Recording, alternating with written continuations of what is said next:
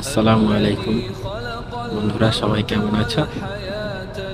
এই দুনিয়াটা আসলে শান্তি তৃপ্তি করার জায়গা না, বা সুখ শান্তি করার জায়গা না।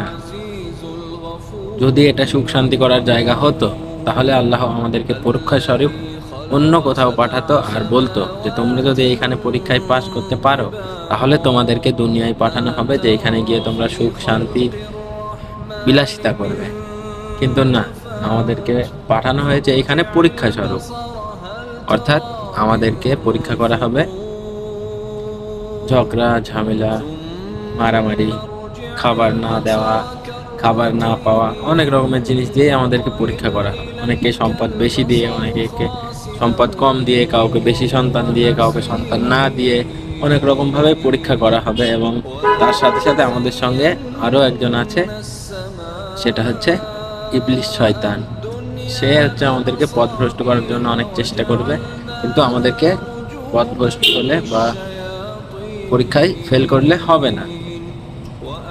এবং আমাদেরকে যেতে হবে সেই জান্নাতে, যেখানে গেলে মানুষ মরবে না, হাজারো নিয়ামত সেখানে উপভোগ করবে।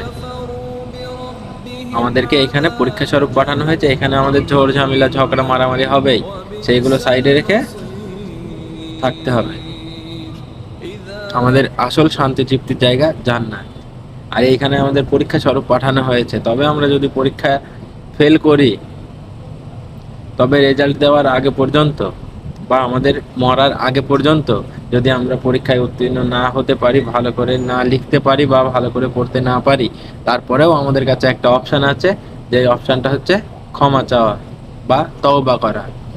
আমাদেরকে ভালোভাবে চলতে বলা হয়েছে। আমরা যদি ভালোভাবে চলতে না পারি, নামাজ পড়তে না পারি, মানুষের ভালো না করতে পারি, বা মানুষের খারাপ করেছি বা কারোর সঙ্গে অন্যায় করেছি, কেউকে গালি দিয়েছি, কারোর হক নষ্ট করেছি, সবকিছুর জন্যই আজকে তওবা বা ক্ষমা। সেই তওবা যদি আমরা মৃত্যুর আগে করতে পারি, তাহলে আমাদের জীবনটা অনেক সুন্দর হবে বা আমরা জান্নাতে যাব। এটা আল্লাহর ওয়াদা, যে কেউ যদি তওবা করে এবং ফিরে আসে, তার পিছনের গুনাহগুলো সব নেকিতে পরিবর্তন করে দেওয়া হবে।